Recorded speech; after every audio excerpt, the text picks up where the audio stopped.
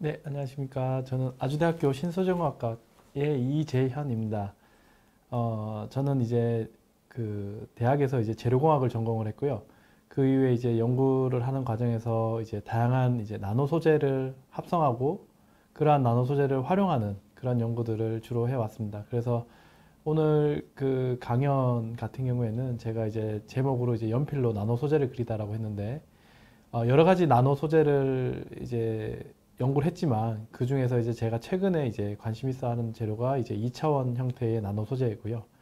이런 2차원 나노 소재가 가지는 특징으로 인해서 이제 결국에는 우리가 연필로 반도체를 그리는 것처럼 실제로 그렇게 이제 다양한 이제 전자 소자들을 이렇게 이제 만들어낼 수 있다라는 것들을 이제 최종적으로 보여주기 위한 어떤 그런 강연을 준비했습니다. 그리고 제가 이제 준비한 내용 중에 보면은 이제 제 연구 분야를 이야기하기도 하지만 어쨌든 이 프로그램의 취지에 맞춰서 이제 여러분들이 어떤 나노 소재가 어떤 건지 이런 나노에 대한 이제 궁금증을 조금 해결하는데 도움이 되고자 이제 좀 자료를 좀 준비했고요. 거기에 맞춰서 발표를 진행하도록 하겠습니다. 네, 저는 오늘 이제 연필로 반도체를 그리다라는 이제 주제로 이제 강연을 할 예정인데요. 그 중에서도 이제 여러 가지 나노과학 기술 분야에 대해서 설명을 하겠지만 그 중에서도 이제 2차원 형태의 나노 소재, 흔히 이제 한 번씩은 들어보셨을 것 같은데 반데르발스 소재라고 이제 이야기를 합니다. 2차원 나노 소재 같은 경우에는. 그래서 그런 2차원 나노 소재 중심의 내용을 이제 이야기하도록 하겠습니다. 먼저 나노과학 기술이란 우리가 뭔지를 한번 정의를 한번 내려보겠습니다. 나노라고 하면 사실은 여러분들 나노라고 했을 때 이제 이게 제가 요 강연 자료를 만들 때 그때 이제 구글에 들어가서 이제 나노라고 이제 친 거거든요.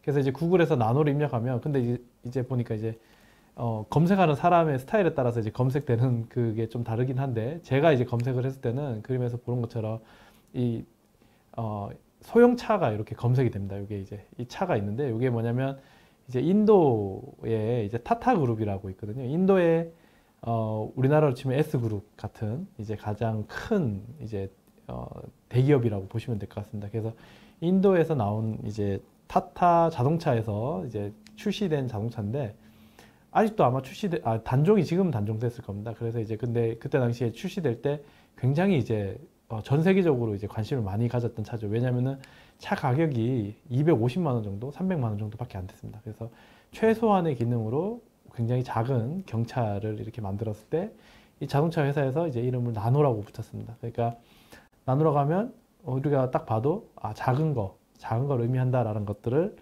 알 수가 있습니다.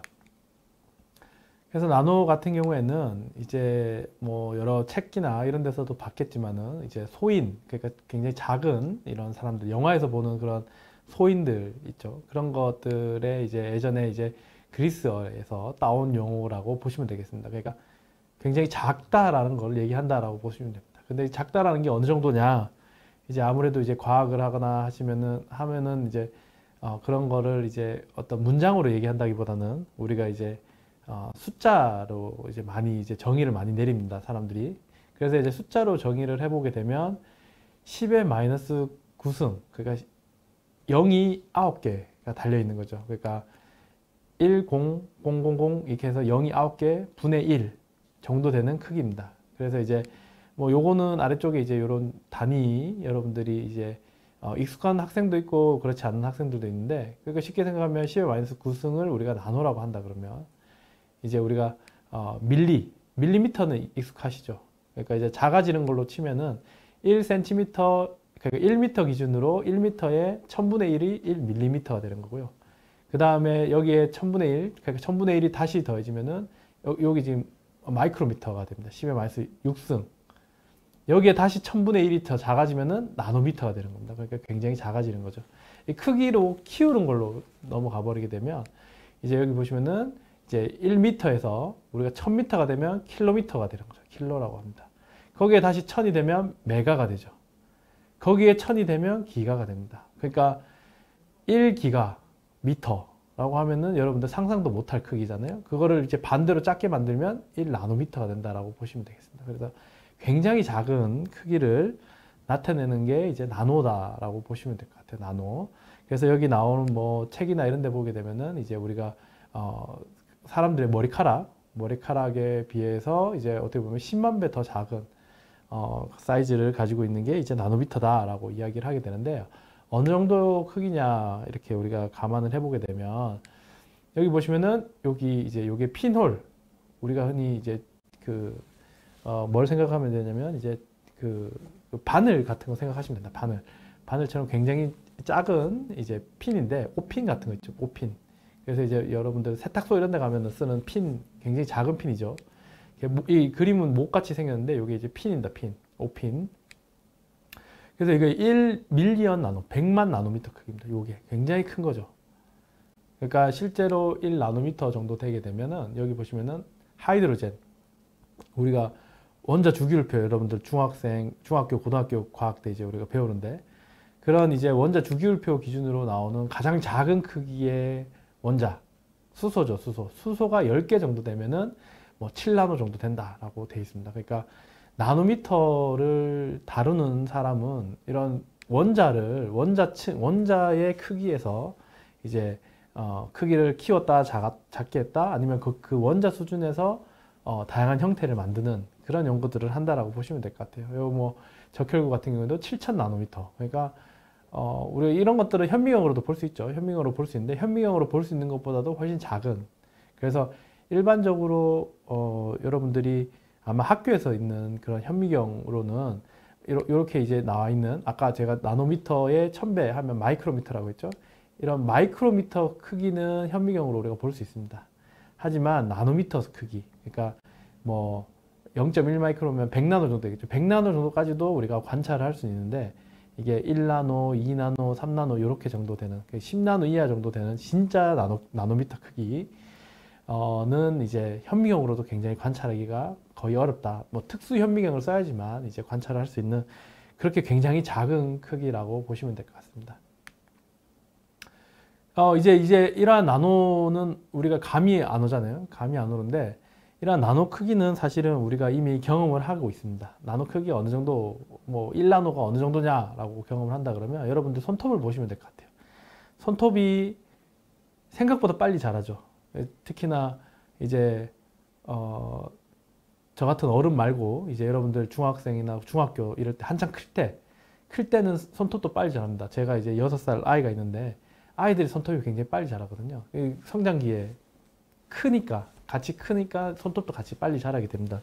이 굉장히 활발하게 세포들이 성장을 하고 있으니까 이렇게 이제 손톱도 빨리 자라는데, 그럼 손톱이 자라는 속도가 어느 정도냐, 요거를 우리가 계산을 해보게 되면, 이게 영어로 돼 있어서 그러는데, 요거를 그냥 뭐 쉽게 생각하면 이제 우리가 3주에 1mm 자란다 라고 봅시다. 3주에 1mm 정도 자라는 게 이제 일반적으로 손톱의 길이가 자라는 거거든요. 그러면 3주당 1mm가 자란다, 이렇게 지금 그로스 성장 속도를 나타낸 거예요. 그럼 이걸 초당으로 바꾸면, 여기 보면은 3 곱하기 7 곱하기 24 곱하기 60 곱하기 60, 이건 뭐냐면 3일이 7일이고, 7일은 하루는 24시간, 24시간은 60분, 60분은 60초, 이렇게 해서 이제 수학적으로 이렇게 표현을 한 건데, 결과적으로 이걸 막 사람들 계산기를 두드려 보면, 계산기를 가지고 계산해 보면 2초당 1나노미터 정도가 큽니다.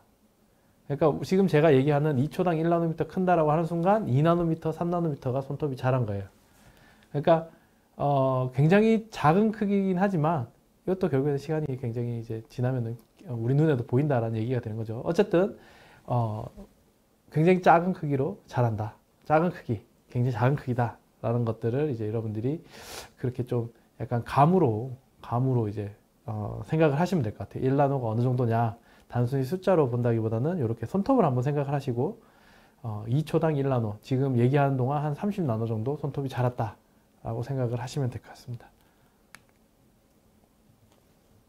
그럼 이러한 나노라고 하는 것들은 이제 우리가 정의를 좀 내립니다. 여러 가지 이제 책이나 항상 어떤 일을 시작을 하는 데 있어서 정의를 많이 내리거든요. 여러분들 수업 시간에 좀 지겹죠. 막 이렇게 수학이나 뭘 하게 되면은, 수학 특히 과학 이런 것들을 보게 되면 항상 어떤 시작할 때 정의를 먼저 내립니다. 그렇게 내리는 이유는 이제 우리가 나중에 서로 같은 얘기를 하는데 정의가 다르면 서로 이제 대화를 할 수가 없거든요.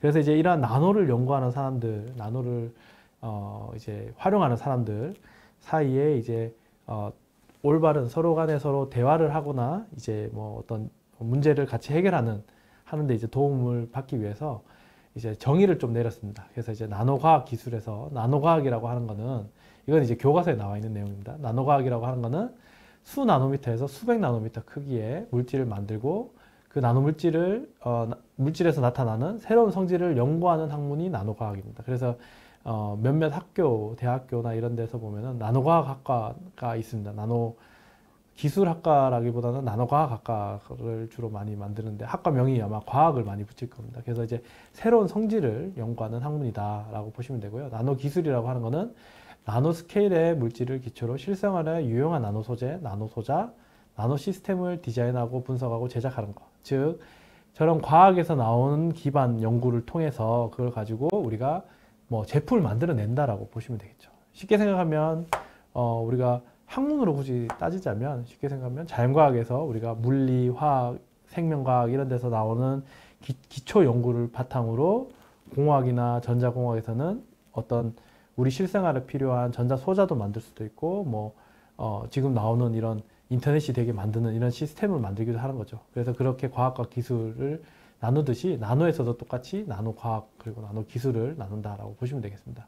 그래서 이 두 가지를 합해서 이제 우리가 나노과학 기술이라고 하는데 이러한 나노과학 기술은 이제 이 두 가지를 합해서 하는데 요거를 하나 더 정의를 하자면 결국에는 사실 예전에 이거 나온 얘기거든요. 그래서 수백 나노라고 이제 처음에는 얘기를 했는데 이제 사실은 기술이 이제 계속 발전을 하고 있죠. 지금은 여러분들 익숙한 거는 뭐 1나노, 3나노 이런 얘기들을 많이 들어보셨을 겁니다. 그래서 이제는 조금은 그 범위를 좀 줄여서 100나노미터 이하 정도의 나노 스케일에서 일어나는 현상들을 우리가 이제 배우는 학문이 어떻게 보면은 나노과학 기술에서 배우는 내용이다라고 보시면 되겠어요. 그래서 여러분들이 나중에 대학을 선택하거나 뭐 대학교를 가거나 혹은 뭐 다른 이제 직업을 선택을 할 때 거기서 이제 나노과학 기술을 다룬다라고 하면 100나노미터 이하에 이제 있는 어떤 재료라든지 어떤 소자라든지 혹은 기계라든지 이런 것들을 연구하는 혹은 개발하는 그런 곳이구나라고 생각을 하시면 가장 이해하기가 편하실 거라고 생각합니다. 아마 10년 뒤에는 저 100나노가 10나노가 될 수도 있겠죠. 지금은 100나노 정도를 얘기한다라고 보시면 되겠습니다. 나노과학 기술은 이제 굉장히 오래된 어떤 그런 이제 학문 분야입니다. 사실은 최근에 들어온 분야가 아니고요. 제가 대학 다닐 때도 나노라는 얘기들이 이제 한창 이제 유행을 했었는데 나노과학 기술은 어떻게 보면 그 시작이 이제 리처드 파이만이라고 하는 굉장히 유명한 이제 물리학자에서부터 시작이 되었다라고 보시면 될 것 같아요. 이 나노 기술이라고 하는 거는 사실은 다른 분이 이제 이름을 명명을 하긴 했지만 이제 실제 이제 나노과학이라는 어떤 그런 개념을 정립한 분이 이제 리처드 파이만이라는 분이라고 보시면 될 것 같아요. 그래서 1959년에 이분이 뭘 얘기했냐면 이게 There's plenty of room at the bottom이라고 돼 있죠. 저 바닥 아래는 우리가 모르는 훨씬 더 많은 공간이 있을 거다라는 그런 제목의 강연을 했습니다. 그러니까 우리 눈에 보이는 거와 달리 더 작은 세상에 들어가면은 내 몸이 만약에 그런 영화들 같은 거 있죠. 자기 몸이 이제 작아지는 그런 영화들. 내 몸이 만약에 작아지게 되면 세상이 훨씬 더 크죠. 이제 거대해집니다. 그것처럼 굉장히 작은 스케일의 세상에서는 우리 눈에는 단순히 여기 보이는 책상 하나일 뿐 혹은 스크린의 저 정도 면적일 뿐이지만 내가 만약에 개미가 된다라고 하면 개미한테는 아마 제가 느끼는 뭐 어디 대학교 운동장, 종합운동장 같은 그런 크기처럼 느껴질 거예요. 그래서 이제 우리가 보는 세상이 다가 아니다. 더 작은, 더 넓은 세상이 있다라는 것들을 얘기를 했고요. 그게 이제 어떻게 보면 좀 더 작은 스케일에서의 세상을 얘기하는 거고 이러한 연설에서 이제 이 파이만 교수님은 이제 미래는 결국에 원자, 분자 수준으로 물질을 제어하게 될 거고 그렇게 되면 이제 브리테니커 백과사전, 그러니까 이제 이게 굉장히 유명한 백과사전입니다. 요즘은 이제 다들 이제 인터넷에 위키피디아라든지 이런 것들이 있는데 저 당시 그리고 이제 뭐 불과 얼마 전까지만 해도 이제 백과사전에서 모든 거를 우리가 다 이제 궁금한 내용들을 찾아서 이제 공부를 했었는데 그 양이 얼마나 많겠어요. 이 세상에 우리가 모르는 것들을 다 거기서 이제 백과사전이니까 사전이 책장에 가득 차는 그런 백과사전이 있고 거기에서 내가 궁금한 것들을 찾아서 공부하고 했던 그런 시절인데 그러한 브리테니커 내 이 책장을 다 채우는 그런 백과사전이 이분이 얘기한 거는 이제 원자나 분자 수준의 작은 크기로 들어가게 되면 아까 봤던 그 핀머리 있죠, 핀머리. 핀머리도 굉장히 큰 사이즈인데 그때 당시에는 굉장히 작다고 생각했겠죠. 그런 핀의 머리에 기록할 수 있을 것이다. 백과사전 내용을 다 기록할 수 있을 것이라고 예측을 했습니다. 이때 당시에 강연에서 예측을 했었죠. 근데 그 얘기는 이제 적중을 하기 시작했어요. 언제? 불과 이제 1959년 다음에 한 30년 뒤죠. 30년 뒤에 SPM이라는, 그러니까 뭐 지금 뭐 여러분들이 SPM을 이제 몰라도 됩니다. 그냥 SPM이라는 장비가 있었다. 근데 이게 뭐냐? 스캐닝 프로브 마이크로스코프인데, 마이크로스코프는 어디서 많이 들어보셨죠? 이제 현미경이죠, 현미경. 현미경인데 이제 스캔을 한다. 우리 스캔하듯이 스캔하는데 프로브로 스캔을 하든다. 그래서 프로브가 뭐냐? 프로브가 뭐냐면 탐침입니다. 탐침. 굉장히 뾰족한 침. 우리가 뭐 탐침 이렇게 뭐 눈으로 모르면 이렇게 눌러봐야 되잖아요. 그렇게 이제 그거를 굉장히 미세한 뾰족한 침을 통해서 하겠다. 여기 이제 사진이 있을 건데 이 사진을 보게 되면은 뾰족하죠. 끝이 뾰족하게 돼 있어 튀어나와 있습니다. 근데 그 끝이 어느 정도냐면 그 끝이 뭐 10나노미터, 20나노미터 굉장히 작게 만들어져요. 사람들이 작게 만들었습니다. 뭐 만드는 방법은 여러 가지가 있어요. 뭐 만드는 방법 여러 가지가 있는데 뭐 하나를 예를 들자면 여러분들 예를 들어서 엿 있죠, 엿. 엿이 있는데 긴 엿이 있어요. 만약에 이게 여름이에요, 여름. 좀 날씨가 겨울 말고 여름 같은 경우에 만약에 좀 이렇게 엿이 이렇게 녹겠죠. 녹아 있는 엿을 여러분들이 쭉 늘리면 어떻게 됩니까? 쭉 늘리면 엿이 쭉 늘어나다가 결국엔 툭 끊어지죠. 그때 끊어질 때 그 끝을 보면 어떻습니까? 엿이 끝이 굉장히 뾰족해지죠. 그것처럼 요때 당시에는 그런 식으로 이제 이렇게 사람들이 만듭니다. 그러니까 뭐 예를 들어서 여기에 어떤 재료가 있다, 철이 있다, 뭐 그 뭐냐 철사 같은 게 있다. 굉장히 가는 철사겠죠. 그 가늘어야지 끝도 더 가늘어지니까 가는 철사를 쉽게 생각하면 쭉 늘려서 끊어질 때 그 끝을 봤더니 이 끝이 이제 굉장히 얇아졌다. 지금은 이제 기술이 워낙 좋아져 가지고 요걸 이제 인위적으로 이렇게 깎아서 만들 수 있지만 이제 그런 식으로 만들 수가 있습니다. 그래서 끝이 뾰족하면 어떠냐? 끝이 너무 뾰족해 가지고 아까 제가 얘기했죠. 10나노, 1나노, 5나노 뭐 이렇게 된다. 그럼 아까 1나노가 수소가 10개 정도 모였다 그랬 7개 정도 모였다 그랬나? 제가 그렇게 얘기를 했었습니다. 그러니까 굉장히 작은 크기죠. 그러니까 그 말은 뭐냐면 이 정도 굉장히 팁을 10나노 이하로 만들거나 50나노 이하로 만들거나 굉장히 뾰족하게 만들면 이 침은 넓을 때는 클 때는 뭉뚱할 때는 잘 못 느끼는데 뾰족해지니까 원자들을 느끼는 겁니다. 원자들의 배열, 원자들의 그 크기, 원자들의 약간의 그 높낮이 이런 것들을 다 이 침이 움직이면서 다 느끼는 거예요. 그 느낀 거를 조금 복잡한 장치를 이용해서 우리가 컴퓨터로 이제 옮겨준 겁니다. 그래서 그때 당시에 어떤 일이 있었냐. 이게 IBM에서 한 건데, IBM에서 보시는 것처럼 이게 구리 표면 위에 그 금속 표면 위에 있는 원자를 하나하나씩 이 침을 통해서 여러분들 젓가락으로 쌀알을 이렇게 쫙 펼쳐놓고 하나하나씩 찝을 수 있잖아요. 그것처럼 훨씬 작은 사이즈의 이 뾰족한 침을 만들어 가지고 요 바늘을 가지고 원자를 하나하나씩 옮긴 겁니다. 하나하나씩 옮겨서 여기 보시면 원자라고 되어 있죠. 이 알갱이 하나하나가 원자입니다. 그래서 원자를 인위적으로 막 움직이기 시작한 거예요. 이게 1981년도입니다. 1981년도.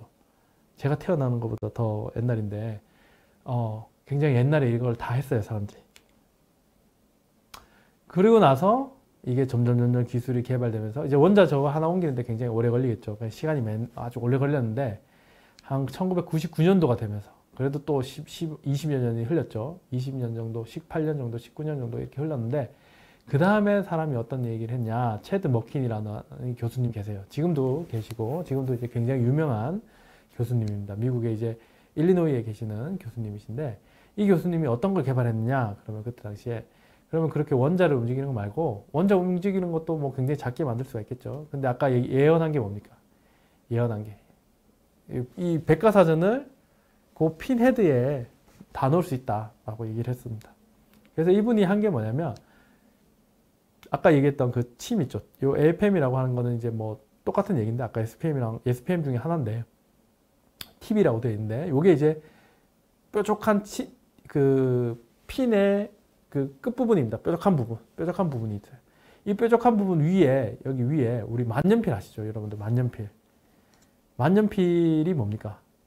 그 안에 잉크를 요렇게 이제 그 펜 촉 위에 잉크가 저장이 돼 있고 펜 촉을 따라서 잉크가 조금씩 나오는데 그걸 제가 쓰면은 그 펜 촉에 따라서 이렇게 글씨를 쓸 수 있는 원리잖아요. 그거랑 똑같은 원리로 요 팁 위에 이때 당시에는 이제 잉크 대신에 여기 아래쪽에 있는 기판이랑 굉장히 이제 잘 결합하는 그런 이제 분자 용액을 여기 위에 가득 채워놨어요. 그러면은 그 분자 용액이 조금씩 아래쪽으로 이렇게 내려옵니다. 이렇게 내려오게 만들어 놨어요. 그 다음에 만년필 쓰듯이 이 뾰족한 팁으로 여기 보시는 것처럼 아까 얘기했던 그 파이만 교수의 강연 내용을 이렇게 쓴 겁니다. 파이만 교수의 강연 내용을 썼어요. 그래서 봤더니 60나노 간격으로 100나노미터 크기, 60나노 크기, 뭐 100나노 크기 이렇게 간격 크기 굉장히 작은 글씨를 쓴 거예요. 60나노짜리 크기를 만년필로 쓰듯이 쓴 겁니다. 결국에는 이거를 우리가 디펜 리소그래피라고 하는데 디펜 그러니까 만년필처럼 쓴 거다라고 생각을 하시면 될 것 같아요. 그래서 이걸 가지고 실제로 될 수 있다라는 거를 이제 2000년이 되기 전에 사람들이 밝혔습니다. 그래서 나노라는 세상이 이제 2000년 들어서는 이제 급격하게 이제 사람들의 관심을 많이 갖게 되는 계기가 되었죠. 이러한 나노과학 기술은 사실은 이거 전부터 많이 활용을 하고 있습니다. 하고 있었습니다. 지금도 활용하고 있는 거고. 그래서 이제 여러 가지 예가 있는데 여러분들이 가장 알기 쉬운 예가 뭔가 제가 이제 생각해서 찾아보니까 요거는 이제 성당 같은 데 가면은 지금 사그라다 파밀리아 이거는 거기 스페인의 유명한 이제 그 성당이죠. 그 TV에도 여러 번 나왔는데 그런 성당 같은 데 가보면 이렇게 이제 스테인드 글라스라고 해가지고 알록달록하게 교회 그런 이제 저는 이제 자세하게 모르지만 어쨌든 그 역사라든지 혹은 뭐 성경에 나와 있는 내용이라든지 이런 내용들을 여기다가 이제 다 그림을 그리고 합니다. 그러면 알록달록하게 색깔이 굉장히 이쁘거든요. 이런 스테인드 글라스는 사실은 여러분들 유럽 여행이나 특히 유럽 여행 같은 거 가보게 되면 막 500년 전 성당, 600년 전 성당 이런 데도 다 스테인드 글라스를 썼습니다. 얼마 전에도 제가 이제 폴란드를 갔다 왔는데 폴란드에서도 500년, 600년 전에 있는 그런 성당에서 쓰는 이런 스테인드 글라스를 이렇게 다 그대로 살아 있더라고요. 그래서 이런 색깔들을 넣는 거 어떻게 하냐? 여기에 다 금속 나노 입자를 넣습니다. 금속 나노 입자. 그러니까 이제 유리를 만들 때 그 유리 안에 금속 나노 입자를 같이 넣어줘요. 여기 보시면은 이게 이제 아마 은 입자인데 은 나노 입자가 크기가 바뀜에 따라서 이렇게 색깔이 쫙 다르게 됩니다. 그래서 이제 우리가 흔히 하는 얘기로 이제 그런 것들이 있어요. 만약에 이제 은나노 있다, 은나노 뭐 이런 제품이 있다, 아니면 금나노 제품이 있다라고 하면 은나노 제품이 은색이면 안 되고요, 금나노 제품이 금색이면 안 됩니다. 그래서 이제 오늘 뭐 그것까지 우리가 다루진 않겠지만은 나노 입자가 되면 원래의 색을 잃어버리고 다른 색이 띕니다. 그러니까 나노 이 크기가 큰 은이면 큰 은은 무조건 은빛이 나고요. 나노 사이즈가 되면 이렇게 색깔이 다양하게 바뀝니다. 그러니까 이제 금도 똑같아요. 금속 입자들 혹은 반도체 입자들 다 입자들은 성질이 바뀝니다. 나노 크기가 되니까. 그러니까 이제 은나노가 코팅됐는데 은색이면 안 되죠. 금나노가 코팅됐는데 금색이면 안 됩니다. 어쨌든 그래서 이런 식으로 이제 교회 성당이나 이런 데서 이렇게 다양한 색깔이 나오게 만드는 것들 이거 옛날부터 다 우리가 썼던 거고요. 그리고 다마스커스 검. 다마스커스 검 그러면은 사람들이 잘 모르는 경우도 있어요. 근데 이게 제가 이제 요거 발표한다고 이렇게 검색을 하다 보니까 이게 뭐 여러분들이 흔히 많이 하는 게임에 이 칼이 등장을 하더라고요. 이제 굉장히 능력치를 올려주는 칼입니다. 이제 다마스커스 검, 전설의 검 이렇게 돼 있죠. 그래서 이제 다마스커스 검이라고 하는 것도 이제 전설의 검인데 이게 뭐냐? 우리가 이제 현재 이제 과학 기술로 이제 발견을 했더니 이 안에 탄소 나노 소재가 이제 칼을 제작하는 과정에 들어가 있었던 겁니다. 그래서 굉장히 강하고 가볍고 강한 강철보다 뭐 몇 배 이상 더 큰, 1000배 이상 더 큰 이런 나노 소재가 탄소 나노 소재가 들어가 있는 복합 소재였던 거죠. 그래서 그때 당시에 이제 가장 강한 그런 칼이 만들어진 거였는데 사실은 몰랐지만 다 나노 이 과학 기술이 들어가 있는 어떤 그런 거였다고 생각을 할 수 있습니다. 그럼 이러한 기술은 지금 우리가 어떻게 활용될 수 있는가? 그래서 여러 분야에 활용될 수 있는데 그 중에서도 이제 아마 이제 우리가 최근에 가장 관심을 가지고 있는 거는 이제 소재 한계를 극복할 수 있는 어떤 방안으로 나노 소재를 활용하고 있다라고 보시면 될 것 같아요.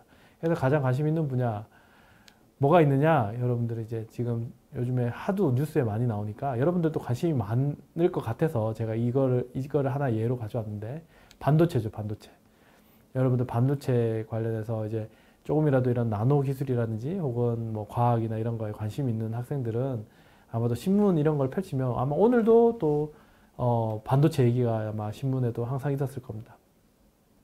그래서 이제 반도체의 물리적 한계를 극복하기 위해서 사실은 굉장히 치열한 전투와 같은 그런 이제 연구들을 하고 있습니다. 뭐 우리나라 같으면 S사, H사 이렇게 있을 거고 미국 대만에 이제 TSMC가 있죠. 그래서 그런 회사들이 이제 굉장히 경쟁들을 여기 이제 회사 이건 기사를 제가 가져온 건데요. 그래서 이제 기사 보게 되면 미세 공정 트랜지스터 구조 변망 굉장히 복잡한 말입니다. 그래서 쉽게 생각하면 이제 트랜지스터라고 하면 이제 여러분들 트랜지스터 하는데 트랜지스터가 뭐냐? 쉽게 생각하면 이제 우리가 수도꼭지 생각을 하면 되거든요. 수도꼭지에 물을 껐다 켰다 할 수 있는 거예요. 그러니까 물을 끄면 전기가 안 흐르니까 0이 되는 거고요. 물을 키면 1이 되는 거죠. 그래서 0, 1, 0, 1. 그래서 이제 우리가 이진법으로 돼 있다라는 거 여러분들이 다 뭐 이렇게 초등학교 때부터 그런 것들을 많이 배워서 익숙하실 거예요. 그래서 이진법을 만들어주기 위해서 우리가 트랜지스터라는 것을 활용을 하는데 그 트랜지스터를 실리콘이라는 소재로 많이 만듭니다. 실리콘이라는 소재를 가지고 만드는데 보시면은 이제 실리콘을 이제 점점 작아지니까 이런 작아지는 크기가 이제 1나노, 2나노 이렇게 점점 더 작아지게 되면 우리가 어떻게 되는가 이런 문제를 해결해야 되죠. 그래서 이 구조를 막 바꾸는 거예요. 그래서 지금 여기 있는 구조에서 이제 쉽게 생각하면 수도꼭지를 잠그고 켜고 하는 데 있어서 일반적으로 이렇게 밸브가 있으면 밸브가 지금 여기가 통로예요. 여기가 통로인데 여기 있는 밸브가 위아래로 와서 한쪽에서 이제 밸브를 닫으면 이렇게 위아래가 돼 있죠. 근데 만약에 이거를 밑에서도 닫히고 옆에서도 닫히면 어떻게 되겠어요? 훨씬 더 빨리 닫히겠죠. 구멍이 이렇게 있는데 구멍이 이렇게만 닫히던 친구가 이렇게 닫히면서 같이 이렇게 닫히는 겁니다. 그럼 어떻게 됩니까? 훨씬 더 빨리 닫히게 되겠죠. 더 빨리 효과적으로 물을 잠글 수가 있을 거예요. 그래서 이 트랜지스터라고 하는 것 자체가 이것들을 더 빨리 잠궈주기 위해서 처음에는 한쪽 방향에서 스위치를 이렇게 껐다 켰다 할 수 있는데 최근에는 요거를 세 방향에서 껐다 켰다 하는 거예요. 그럼 세 방향에서 껐다 켰다 하는 거를 좀 더 가늘게 수도 파이프 관을 더 가늘게 만드는 거. 이게 한계가 있으면 그 다음에 어떻게 됩니까? 네 방향에서 모두 다 껐다 켰다 할 수 있게 만드는 거. 그래서 이런 식으로 이제 변화되고 있습니다. 이게 지금 이렇게 변화돼야지만 지금 나오는 기술을 극복할 수 있다라는 거예요. 근데 여기서 나오는 요 스케일이 뭐다? 지금 여기서 크게 이제 그 어떤 나무 젓가락 같이 이렇게 생겼는데 실제 요 크기가 어떻다? 3나노미터. 여기에 있는 여기 판의 두께가 1나노미터 이렇습니다. 그러니까 굉장히 작은 스케일로 갔죠. 그래서 여기에 나노 기술이 적용되지 않는 이상은 저런 걸 구현할 수가 없습니다. 그래서 지금 많은 어떤 그 연구자들, 전 세계에 있는 연구자들이 사실은 특히나 이런 반도체 전자소자와 관련되어 있는 연구자들은 어떻게 하면 이걸 효과적으로 만들까, 그런 것들에 대한 공정 기술이라든지 혹은 이런 재료 기술 이런 거에 대한 관심들을 많이 가지고 있죠. 저야 이제 재료를 연구하고 있으니까 이런 재료들에 대해서 관심을 많이 가지고 있다고 보시면 되겠습니다. 저런 나노 소재를 만드는 방법은 크게 두 가지 방법이 있습니다. 이러한 나노 소재를 만드는 방법은 이게 이제 나노 소재인데 큰 덩어리를 깎아요. 내가 칼로 자르거나 뭐 드릴을 이용하거나 뭐 여러 가지 방법을 통해서 이렇게 깎아서 재료를 만들 수도 있고요. 또 하나는 뭐냐면 아예 조그만한 재료에서부터 좀 더 크게 키우고 그 다음에 내가 원하는 재료를 만들 수가 있습니다. 그래서 쉽게 생각하면 이걸 생각하시면 돼요. 이게 다보탑인데 경주에 있는 다보탑이죠. 다보탑을 보면 실제로 다보탑은 어떻습니까? 실제로 가보면 굉장히 커요. 우리가 이제 작다고 생각을 하는데 실제 저기 다보탑에 가보면 아마 사람 키가 한 요만할 요 정도밖에 안 될 겁니다. 요 정도밖에 안 돼. 요 정도밖에 안 돼. 한층 정도밖에 안 될 겁니다. 굉장히 큰데 이 다보탑 어떻게 만들었습니까? 옛날에 다. 지금도 탑을 만들 때는 커다란 바위가 있고 그 커다란 바위를 깎아서 저걸 만드는 거거든요. 그래서 쉽게 생각하면 이 방법이 우리가 흔히 얘기해서 탑다운이라고 얘기하는데 상향식 방법입니다. 큰 재료에서부터 작은 걸 만들어 나가는 거. 그 다음에 여기 나오는 것처럼 요거는 뭡니까? 옥스포드라는 이제 레고 같은 레고 블럭이죠. 레고 블럭. 조그만한 블럭을 가지고 이 다보탑을 만들어 올라가는 거예요. 그래서 이제 조그만한 블럭, 이제 나노 재료를 만든다라고 한다 그러면 아마 원자가 될 거고요. 이 원자를 조금 만들어서 클러스터를 만들고 이걸 가지고 크게 키워서 나노 구조를 나노 구조나 나노 재료를 만드는 그런 이제 연구들을 한다. 이런 이제 크게는 두 가지 방법으로 나뉜다라고 보시면 될 것 같아요. 그래서 아래쪽 방법은 이제 위에는 탑이니까 여기는 이제 바텀업, 밑에서부터 올라간다. 탑다운은 위에서부터 내려온다. 그래서 상향식, 하향식 이런 방법이 있다라고 볼 수가 있습니다. 그래서 이제 나노 소재, 특히나 이제 제가 이제 주로 하는 거는 탄소 소재이기 때문에 탄소 소재 같은 경우에는 이제 보시는 것처럼 탄소 소재가 이렇게 존재하는데 흔히 흑연 아시죠? 흑연. 흑연이 이렇게 한 층이 있는 거예요. 흑연 구조가 한 층이 이렇게 있는 거고 이 흑연이 이렇게 돌돌돌 말리는데 어떤 이렇게 축구공처럼 말리면 요거는 우리가 0차원. 굉장히 점처럼 보이죠. 점처럼 보이니까 우리가 0차원이라고 얘기합니다. 나노보다 더 작은 스케일에서 보면은 이제 저것도 3차원이긴 하죠. 근데 우리는 지금 우리가 생활하는 차원은 저거보다는 훨씬 더 큰 크기에서 우리가 생활하니까 우리 기준으로는 저거는 점처럼 보인다 해서 0차원이 되는 거고요. 그 다음에 돌돌돌돌 말면은 1차원이 됩니다. 1차원 나노튜브. 그래서 이게 카본 나노튜브예요. 여러분들 많이 들어보셨던 카본 나노튜브고요. 그 다음에 요 평면 그대로 있는 요 재료를 우리가 그라핀 소재, 2차원 나노 소재라고 합니다. 2차원 나노 소재는 이렇게 생겼어요. 그럼 이제 제가 이제 그러한 나노 소재 중에 이제 2차원 나노 소재에 대해서 이야기를 하게 됩니다. 2차원 나노 소재는 2차원 나노 소재를 하기 전에 여러분들 요 반데르발스 결합이 뭔가, 반데르발스 결합이 뭔가에 대해서 알아야 돼요. 반데르발스 결합, 반데르발스 힘, 사실은 여러분들이 다 한 번 이상 들어봤던 내용이라고 저는 이제 생각을 합니다. 왜냐하면 제가 한번 검색을 해봤거든요. 중학교 반데르발스 힘, 중학교 반데르발스 힘으로 해서 이제 뭐 어떤 재료 어떤 게 있는가 이런 거 과학 시간에 어떤 걸 배웠나 이렇게 찾아봤더니 반데르발스 힘을 배웠더라고요. 반데르발스 힘이 뭐냐 이렇게 이제 배웠고 그리고 이제 반데르발스 힘은 뭐냐면 이제 여기 보시면 이 굉장히 어려운 말들이 있는데 쉽게 생각하면 대부분의 재료들은 서로 간에 이제 전자하고 원자로 이루어져 있잖아요. 전자하고 원자로 이루어져 있으니까 어떻게 됩니까? 그 안에는 서로 전기장이 존재합니다. 전기장이 존재하기 때문에 이런 재료끼리는 전기장이라는 게 뭐예요? 플러스 마이너스가 있는 거죠. 플러스 마이너스가 있으니까 저하고 옆에 있는 뭐 이 테이블하고는 서로 간에 플러스 마이너스가 존재하는 상황입니다. 그렇기 때문에 서로 간에 어느 정도 인력이 존재하는 거예요. 서로 간에 좀 당기는 힘이 있다. 근데 이제 그 힘이 굉장히 약합니다. 굉장히 약한데 그 힘이 약한데 작은 크기의 재료에서는 작은 크기의 어떤 크기에서는 그 힘이 굉장히 크게 느껴진다라고 보시면 될 것 같아요. 그 예가 뭐냐면 이제 여러분들 여기 있는 것처럼 도마뱀 있어요. 도마뱀 이렇게 벽 타고 이렇게 올라가는 거 혹시 보셨는지 모르겠어요. 도마뱀 이렇게 동남아나 이런 데 쪽에 가거나 이렇게 좀 더운 지방에 있으면은 도마뱀을 볼 수 있거든요. 더 더운 지방에 있으면은 도마뱀이 이렇게 벽 타고 잘 올라갑니다. 천장에도 이렇게 매달려 있고. 그러면 아무 뭐 어떻게 끈적이는 게 없는데 어떻게 그렇게 올라가느냐를 보게 되면 도마뱀의 발끝에 보게 되면 굉장히 미세한 돌기들이 나와 있어요. 근데 그 크기가 굉장히 작습니다. 이러한 돌기들은 어때요? 크기가 작죠. 크기가 작은 이 돌기 하나하나마다 어떤 부분에 닿았을 때 반데르발스 힘이 있는 거예요. 근데 그 돌기의 수가 엄청 많은 거예요. 쉽게 생각하면 돈으로 치면은 저 돌기 하나가 반데르발스 힘은 1원 정도밖에 안 하는 겁니다. 1원 정도. 1원 정도밖에 안 하는데 저 돌기가 100만 개 있는 거예요. 아니면 1000만 개 있는 겁니다. 뭐 그만큼 있지는 않겠지만. 그러면 어때요? 하나의 힘은 하나의 값어치는 1원밖에 안 되지만 이게 100만 개, 1000만 개가 있으면 돈이 1000만 원이 되는 거죠. 100만 원이 되는 거죠.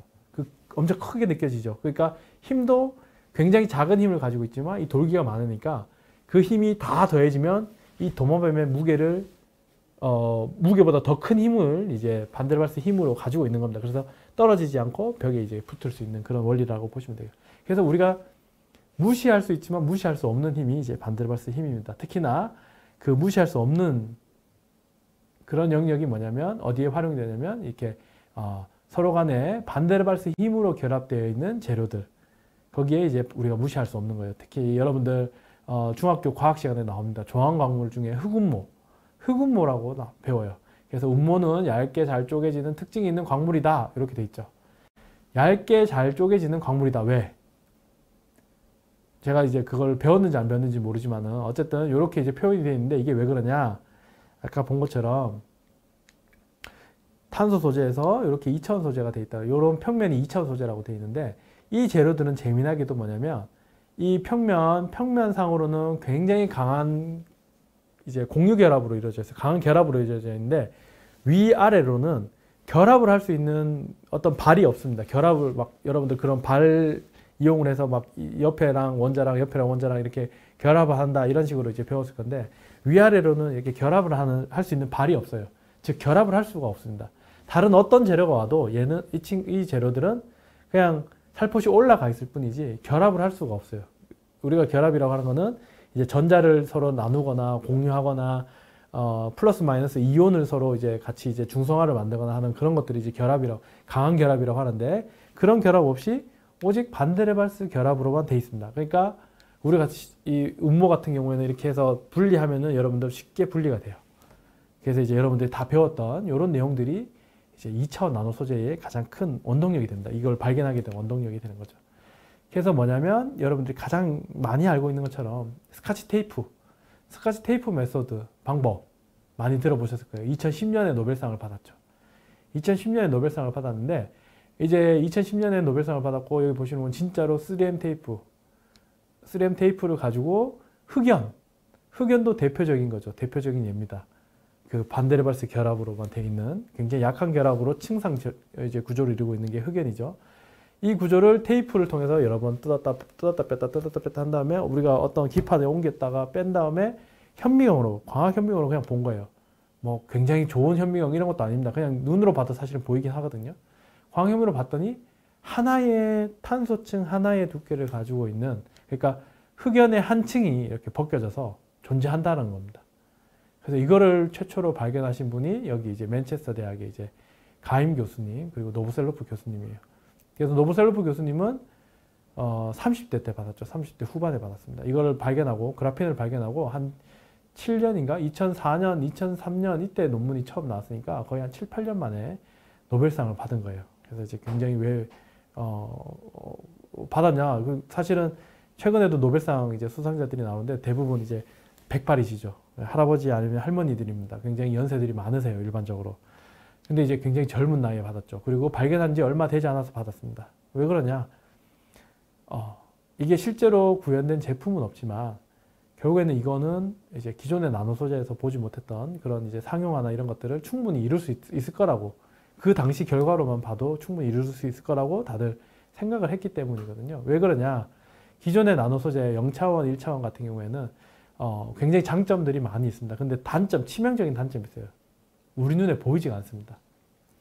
아까 봤던 0차원, 제가 처음에 현미경 얘기했었죠. 현미경을 아무리 좋은 광학 현미경이라 해도 10나노 이하가 되면 보기 어렵다라고 했습니다. 아까 봤던 1차원, 0차원 나노 소재들은 1나노미터, 2나노미터, 3나노미터 이러거든요. 눈으로 볼 수가 없습니다. 눈으로 볼 수가 없으니까 뭔가를 내가 한번 만들고 싶으면 굉장히 복잡한 거예요. 만들 수는 있는데 시간과 노력과 돈이 많이 들어갑니다. 근데 내가 지금 반도체를 만들어야 되는 거고 반도체를 만들려면 24시간 굉장히 많은 양을 만들어내야 되죠. 그 많은 양을 만들어내기에는 이제 적합하지 않은 재료였던 거죠. 뭐 언젠가는 될 수 있지만 아직까지는 그렇다라는 얘기입니다. 하지만 그래핀은 2차원 소재는 어떻다? 눈으로 보이기 시작합니다. 이렇게 눈으로 보이기 시작. 최초로 나노 소재가 눈으로 보이기 시작하는 거예요. 눈으로. 하나의 나노 소재가 여러 개 뭉친 것들도 눈으로 보이긴 하겠지만 하나의 나노 소재가 눈으로 보입니다. 심지어 하나의 원자층 두께, 즉 0.3나노 정도 되는 두께인데도 불구하고 우리 눈으로 보이게 되는 겁니다. 그래서 실제로 저는 이제 여기 이제 영국에서 생활을 했었고요. 영국에서 생활을 했었고 여기 이제 노브셀로프 교수님하고 이제 연구를 했었는데 그 연구를 할 때 실제로 아직도 이 방법을 씁니다. 아직도 참 이게 뭐지 이렇게 뭐 노벨상 받고 이런 연구인데도 불구하고 이렇게 하나라고 하지만 아직도 이렇게 테이프로 뜯어내는 그런 실험들을 계속 하고 있습니다. 아직도. 그래서 이제 2차원 나노 소재, 특히나 이제 그래핀이라고 하는 거는 실제로 우리가 연필을 한다 그러면 연필심이 뭡니까? 연필심이 흑연이죠. 흑연이기 때문에 여러분들이 지금 종이 위에 이렇게 끈 이 뭐 하나의 선을 굉장히 좋은 현미경을 통해서 보게 되면 그 현미경을 보게 되면 이 선이 전부 다 그라핀으로 만들어진 거다라고 보시면 될 것 같아요. 재미난 거죠. 그래서 지금 연필로 실제로 그라핀을 우리가 만들어낼 수도 있다. 크기가 작지만은 그런 것들이 연속적으로 쭉 되어 있다라고 보시면 될 것 같아요. 이러한 이 그라핀이 발견된 이후에 사실은 더 다양한 뭐 그렇게 되어 있는 구조, 아까 봤던 운모도 사실은 대표적인 2차원 소재 중에 하나입니다. 그런 것처럼 이렇게 반데르발스 힘으로 약하게 결합되어 있는 소재들은 그럼 다 분리되는 거 아니야? 라고 생각을 한 거예요. 그래서 사람들이 당연히 분리되겠지라고 해가지고 많은 연구들을 했습니다.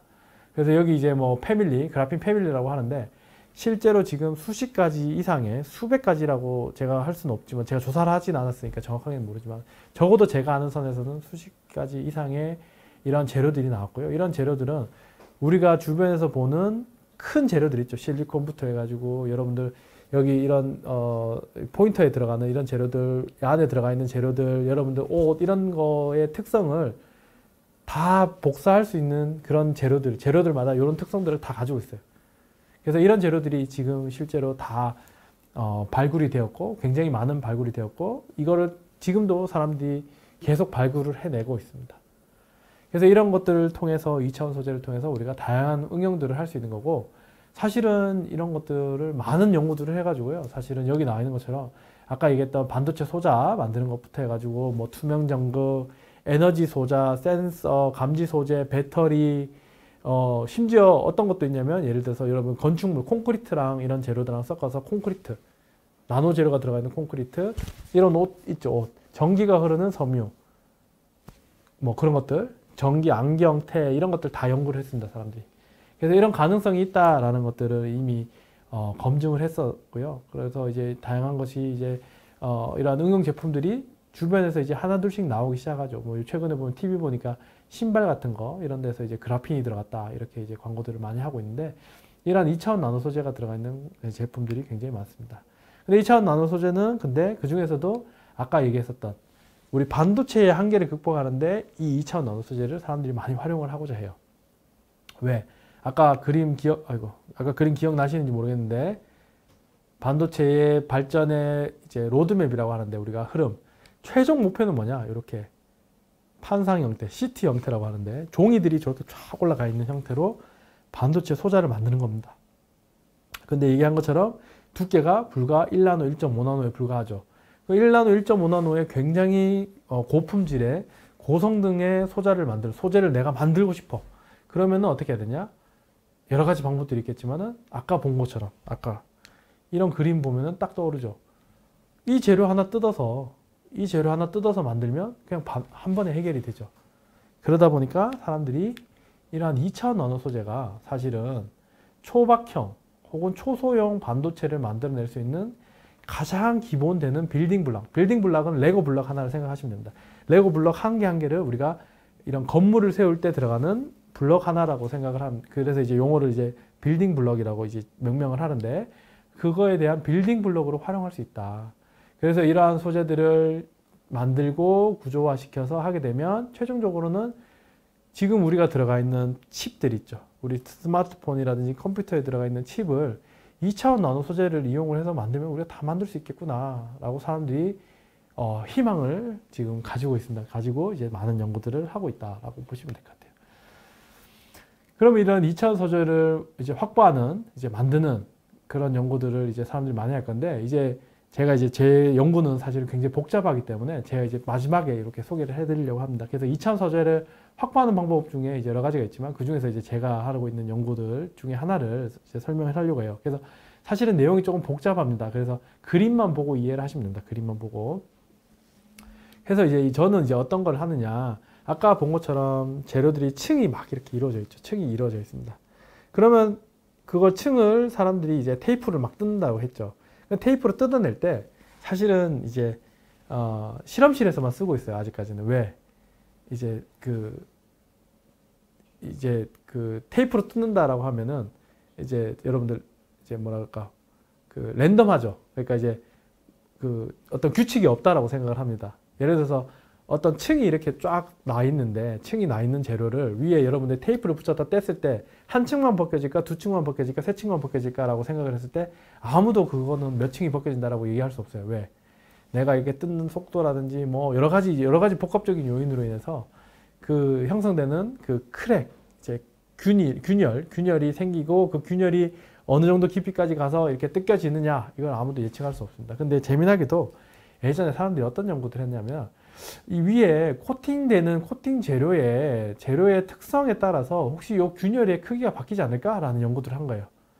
그래서 이제 사람들이 그 연구들을 해가지고 수학적으로 어떤 그 값이 있는데 이 코팅된 코팅제의 재료가 가지고 있는 고유의 성질들이 있는데 그 성질을 우리가 여기 있는 것처럼 이게 이제 카파인데 이제 우리 카파라고 읽어야 되는데 이제 카파라고 이렇게 어떤 값이 있는데 이 값이 0보다 작을 때랑 0보다 클 때랑 0이랑 똑같을 때를 봤더니 0보다 작을 때는 이제 이게 균열이 위로 올라가는 성질을 가진다. 혹은 0보다 클 때는 아래로 내려가더라. 즉 크랙이 이제 점점 깊어진다는 얘기죠. 이 크랙이 생긴 다음에 크랙이 내려간다는 얘기고요. 0이 되면은 이게 이제 옆으로 평행하게 이동하더라라는 겁니다. 그래서 이런 것들을 사람들이 이런 현상이 있네라는 것들을 이제 봤어요. 이걸 이제 스폴링이라고 하긴 하는데 그래서 이런 현상들이 있는데 이걸 가지고 사람들이 어떤 걸 했냐 보게 되면 재미난 것들을 했어요. 여기 보시는 것처럼 웨이퍼들이 있죠. 웨이퍼는 여러분들 쉽게 생각하면 모래라고 생각하시면 돼요. 갈륨 아세나이드 이런 것들은 좀 다른데 실리콘 생각하면 돼요. 실리콘 모래죠. 모래라고 하면 여러분들 어떤 생각이 들어요? 모래가 좀 큰 모래면 뭡니까? 돌이죠. 돌 위에 이렇게 테이프를 붙여서 뜯어내는 거예요. 쉽게 생각하면 돌 위에. 근데 그 돌 위에 뜯어내는데 그 돌이 이제 뜯어낼 때 그 위에 이제 코팅되는 재료가 어떤 재료냐에 따라서 이 돌이 지금 반짝반짝거리죠. 반짝반짝거린다는 게 뭐냐면 꽤 균일한 크기, 두께를 가지고 벗겨진다는 얘기입니다. 이렇게 벗겨지더라라는 겁니다. 이런 것들을 사람들이 이제 연구들을 했어요. 1980년대부터 90년대부터 연구들을 했습니다. 그래서 이거를 그대로 이제 저는 이제 이용을 해서 여기 지금 뒤로 넘어가질 않는 것 같습니다. 예. 그래서 저는 이용을 해서 뭐 복잡한 식이 적혀 있는데 다 안 보셔도 됩니다. 다 안 보셔도 됩니다. 그래서 요게 이제 뭐냐면 흑연을 옆에 단면으로 본 거예요. 옆에 단면으로 본 겁니다. 흑연을 단면으로 본 거고요. 아까 있는 요게 실리콘 이제 그 웨이퍼예요. 돌멩이라고 생각하면 돌멩이의 원자들이 이렇게 정렬이 돼 있어요. 그래서 돌멩이들은 어때요? 옆으로나 위로나 아래로나 다 강한 결합을 가지고 있습니다. 강한 결합을 가지고 있는데 아까 얘기한 것처럼 이제 2차원 소재들은 위아래로는 약한 결합으로 가지고 있죠. 굉장히 약한 결합을 가지고 있습니다. 그러다 보니까 우리가 봤더니 위쪽에 해당하는 이제 위쪽에 코팅되는 필름의 성질을 조금만 우리가 제어를 해주게 되면 여기서 발생되는 균열의 깊이가 아까 봤던 것처럼 이렇게 일정하지만 두껍진 않고 두꺼운 이런 것과 달리 굉장히 그러니까 얕은 범위 내에서 우리가 균열을 제어할 수 있다라는 거를 저희가 이제 확인을 한 거예요. 그래서 봤더니 요거를 한 층만 벗겨내거나 그러니까 0.3나노가 되죠. 한 층, 두 층, 세 층 이렇게 벗겨낸다. 0.3나노, 0.6나노, 0.9나노 이렇게 박리가 될 수 있더라. 그러니까 크랙이 깊이가 0.6나노, 0.3나노, 0.5나노에서 결정이 되더라라는 것들을 저희가 실험을 했어요. 굉장히 어려워 보이죠. 어려워 보입니다. 그래서 그걸 이제 우리가 제어를 했고 그랬더니 이 그림만 보시면 됩니다. 이 내용들은 안 보셔도 돼요. 그래서 봤더니 한 층, 두 층, 세 층짜리의 2차원 소재를 우리가 만들어내더라. 이게 분리를 해내더라. 선택적으로. 이렇게 굉장히 이제 재미난 건데 그래서 여기 보게 되면 이게 이제 벌크 크리스탈이라고 하는데 이게 MOS2라고 하는 거예요. MOS2. 그래서 이제 아까 얘기했던 2차원 소재 중에 하나예요. 대표적인 반도체 2차원 소재입니다. 반도체 특성을 나타내고 있는 2차원 소재인데 그 결정이 여기 있습니다. 여러분들 흑운모 결정 만져본 적이 있는지 모르겠는데 흑운모 결정이랑 똑같은 거예요. 그런 반질반질하고 잘 미끈미끈하고 잘 움직이는 이런 결정이 있는데 이거에서 저희가 테이프를 붙여서 뗐더니 그 결정 크기만큼 한 층짜리, 두 층짜리, 세 층짜리가 만들어지더라. 분리가 되더라라는 것들을 확인을 한 겁니다. 그래서 이거는 확인할 필요가 없는 거고. 그래서 이제 여기 보시는 것처럼 이제 광학 현미경 이미지인데 한 층, 두 층 색깔이 바뀌죠. 층이 이제 바뀌면서 색깔이 바뀝니다.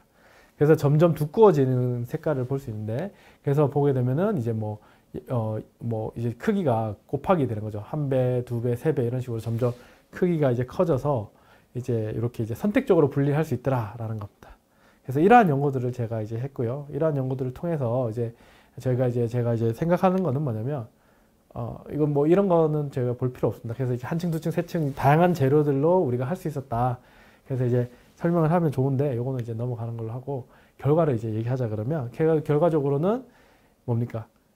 지금 여기 나와 있는 것처럼 주황색, 파란색 이런 연필 뭡니까? 이 연필심을 만약에 2차원 재료를 우리가 다 만들고요. 흑연도 있겠죠. 그라핀도 있습니다. 그라핀도 있고 절연체도 있고 뭐 금속도 있고 반도체도 있고 다 알록달록하게 만들면은 결국에는 우리가 최종적으로 어떻다? 이러한 펜을 이용해서 내가 반도체를 실제로 만들어낼 수 있다는 겁니다. 그러니까 2차원 소재를 가지고 이건 2차원 소재니까 가능한 거예요. 2차원 소재는 왜? 약한 반데르발스 결합으로만 되어 있고, 이러한 반데르발스 결합으로 인해서 우리가 종이에 연필을 쓰듯이 그 글씨를 쓰듯이 그렇게 분리를 해낼 수 있기 때문인 거죠.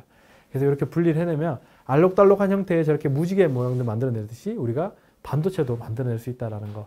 그거를 이제 여러분들이 알고 계시면 좋을 것 같아요. 그런 것들을 하기 위해서 우리가 이런 나노 소재를, 특히 2차원 나노 소재를 연구하는 사람들이 계속 연구를 하고 있다라고 보시면 되겠습니다. 제가 말이 굉장히 길어졌는데, 그래서 오늘 강연 내용은 여기서 마무리하도록 하고요. 질의응답이 혹시 있으면은 제가 질의응답을 받도록 하겠습니다. 노벨상을 받을 수 있는 거 같은 경우에는 이제 지금 나노 소재를 통해서 이제 받을 수 있느냐, 이제 당연히 받을 수도 있죠. 그러니까 반도체 나노 소재는 이제 무궁무진합니다. 그러니까 이제 0차원, 1차원, 2차원 이런 것들이 다 있고요. 사실은 0차원도 노벨상을 받았고요. 지금 2차원 그라핀도 노벨상을 받았습니다. 그리고 이제 그러한 다른 나노 소재들을 이용해서도 받을 수 있겠죠. 예를 들어서 지금 예를 들어서 나노 소재 중에서 뭐 퀀텀 닷도 있을 수 있고요. 퀀텀 닷도 처음에 이제 발견한 분이 노벨상을 받을 수 있는 거고요. 또 뭐가 있을까요? 이제 그라핀 다음으로 나오는 소재들 혹은 3차원 나노 소재 이런 것들 저희가 이제 지금 연구를 하고 있지만은 연구를 하면서 나오는 새로운 차원의 이제 나노 구조체도 만들 수가 있거든요. 그런 것들은 이제 좀 복잡한 내용이긴 한데 물리적으로 새로운 현상들을 만들어내는 거. 특히나 이제 여담이지만은 이제 뭐 예를 들어서 지금 저렇게 노베셀로프 교수님이나 가인 교수님 같은 경우에도 이러한 2차원 소재를 연구하지만 다시 한번 또 노벨상을 받기 위해서 또 많은 연구들을 하고 있습니다. 그래서 충분히 반도체 나노 소재, 특히나 제 개인적인 생각이긴 한데 만약에 지금의 그런 반도체 산업의 물리적인 한계를 극복할 수 있는 나노 소재가 나온다? 그러면은 그런 나노 소재나 혹은 그런 나노 과학 기술은 아마 또 노벨상을 받지 않을까 저는 그렇게 생각을 하고 있습니다. 네. 그래서 네, 질문 이제 요게 이제 요 질문 이렇게 마무리하겠습니다. 그래서 오늘 강연도 이제 제가 이제 조금 길게 했는데요. 강연 이제 잘 들어주셔서 감사하고요. 앞으로 이제 혹시 뭐 나노 소재나 이런 나노 과학 기술에 대해서 궁금한 점이 있으면 이제 제가 아주대학교 소속이니까 아주대학교 홈페이지 오시면 제 이메일로 그렇게 문의를 하시면 좋을 것 같습니다. 그래서 오늘 긴 시간 강연 들어주셔서 감사합니다. 여기서 마무리하겠습니다.